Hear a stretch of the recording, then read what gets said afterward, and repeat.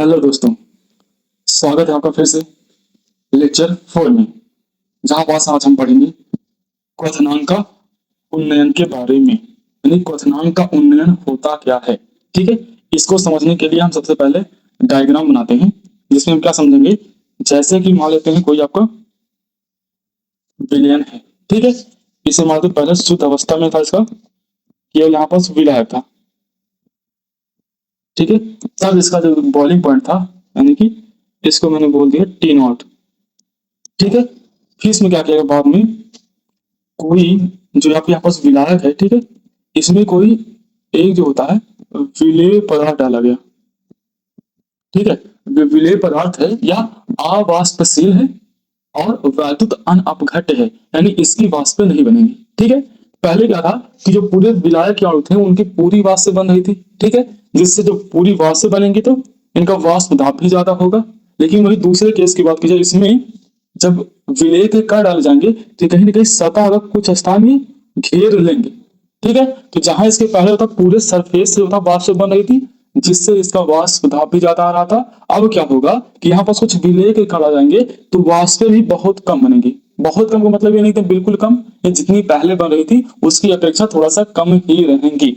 अगर वाष्पें कम बनेंगी तो जो वाष्प दाब की अगर बात करोगे, इनका जो वाष्प दाब जो होता है वो भी कहीं ना कहीं घट जाएगा, ठीक है। जब उनका वाष्प दाब घटता है तो उसको कवर करने के लिए आपको जो होता है हाई टेम्परेचर देना पड़ता है, ताकि उनका वाष्प दाब वायुमंडलीय दाब के बराबर आ जाए और जो होता है वह फिर से उबलने लगे। तो इसको बोल देते हैं बाद में टीएस, यानी जिस सॉल्यूशन का जो आपका क्वथनांक का टेम्परेचर आया है, ठीक है।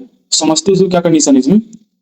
बोला गया कि किसी शुद्ध विलायक, ठीक है, जैसे मैंने पहले कहा कोई विलायक लिया गया था, जैसे पानी में कोई अवाष्पशील विलेय पदार्थ, जैसे नमक बोला गया या फिर चीनी, इनको जब आप मिलाते हो तो उसके क्वथनांक में होने वाली वृद्धि, ठीक है, जिनकी क्वथनांक में होने वाली वृद्धि को ही क्या बोल देते हैं, क्वथनांक का उन्नयन बोल देते हैं। यानी कि कोई विलायक जैसे जल लिया गया, उसमें आप क्या मिला रहे हो, कोई अवाष्पशील जैसे कि आपका चीनी हो गया या फिर नमक हो गया, उसे मिलाओगे तो उसके क्वथनांक में जो वृद्धि होती है, ठीक है, क्वथनांक में जो वृद्धि होती है उसी को बोल देते हैं क्वथनांक का उन्नयन, ठीक है। क्वथनांक का उन्नयन बोलते हैं इसको। बोला गया यह विलयन का एक आनुषंगिक गुणधर्म है, ठीक है, जो केवल विलेय के कणों की संख्या पर निर्भर करता है, उसके स्वभाव पर नहीं।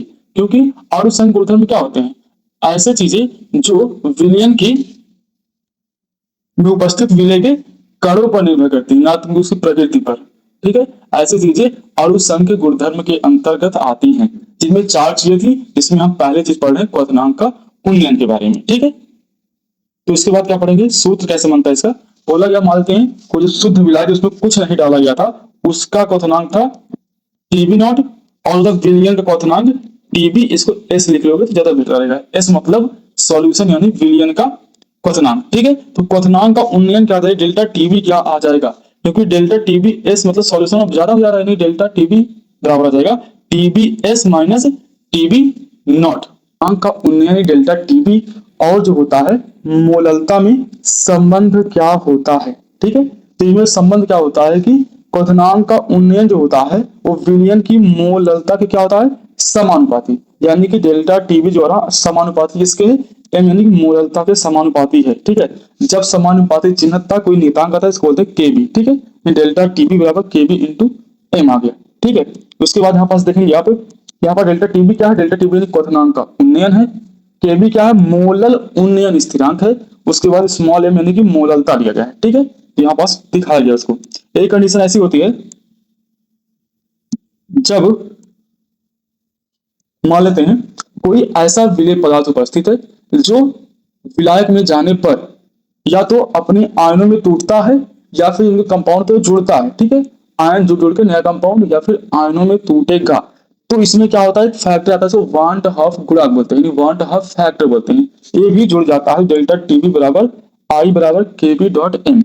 अब इसकी आई की वैल्यू कैसे होती है, आई की वैल्यू जब टूटता है आयनों में, तो आयनों में टूटता है तो उसके लिए फॉर्मूला होता है आई बराबर 1 प्लस एन माइनस 1 अल्फा, और जब जुड़ता है तो I equal to 1 plus 1 by N minus 1 into alpha. ठीक है, इसको आप ध्यान रखिएगा कैसे फॉर्मूला निकलता है। यहाँ पास n क्या है, कितने आयनों में टूटा है, और इसमें n क्या होता है, कितने गुना बना है, मतलब कि द्विगुणन हुआ 2 आ जाएगा, त्रिगुणन होता है 3 आ जाएगा। अगर 2 आयन है तो n की वैल्यू 2, 3 आयन तो n की वैल्यू 3। ठीक है, कितने आयनों में टूटा है और जो जुड़ता है तो कितने अणु बन रहे हैं जुड़ने के बाद, इसके हिसाब से आप तो I की वैल्यू निकाल लेते हो। इसके बाद जैसे एग्जाम्पल हम देख लेते हैं क्या होता है। जैसे मान लेते शुद्ध पानी क्या होता है, वो 100 डिग्री सेल्सियस पर उबलता है, यानी कि शुद्ध पानी उसमें कुछ मत डालिए तो उसका जो क्वथनांक आता है इसको बोलते हैं टी नॉट। ठीक है, यानी कि शुद्ध विलायक का क्वथनांक, उसको 100 डिग्री से तो बोला गया। लेकिन अगर आप बोल रहे हैं उसमें थोड़ा सा नमक या चीनी मिला दें तो वह लगभग 101 डिग्री सेल्सियस या उससे अधिक तापमान पर क्या होता है, उबलेगा।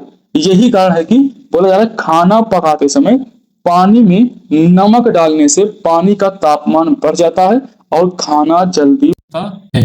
ठीक है, यानी क्योंकि अगर आप उसमें कोई नमक बोल सकते हो या फिर चीनी, अगर वो डाल दोगे तो उसका क्या होगा, वाष्प दाब घटेगा, इससे उसका क्वथनांक यानी कि उसका टेम्परेचर ज़्यादा देना पड़ेगा आपको। तो टेम्परेचर ज़्यादा होगा तो ज़्यादा तेज गर्म होगा, तो ज़्यादा टेम्परेचर होगा तो भोजन जल्दी से बन जाएगा।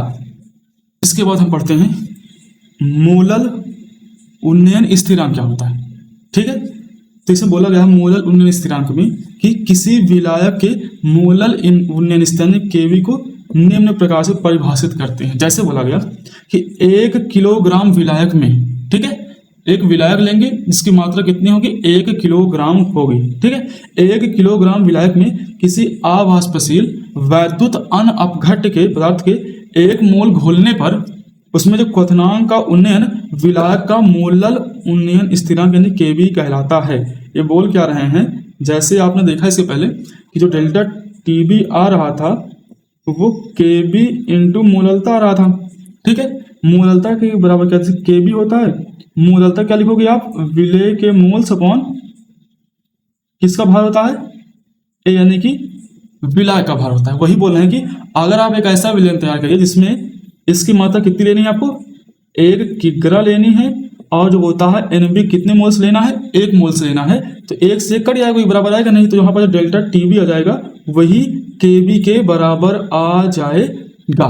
तो याद रखिएगा क्या बोला गया है कि 1 किलोग्राम विलायक में किसी अवाष्पशील वैद्युत अनअपघट्य के 1 मोल घोलने पर जो उसका क्वथनांक का उन्नयन आता है वही उसके मोलल उन्नयन स्थिरांक कहलाता है, उसी के बराबर क्वेश्चन है।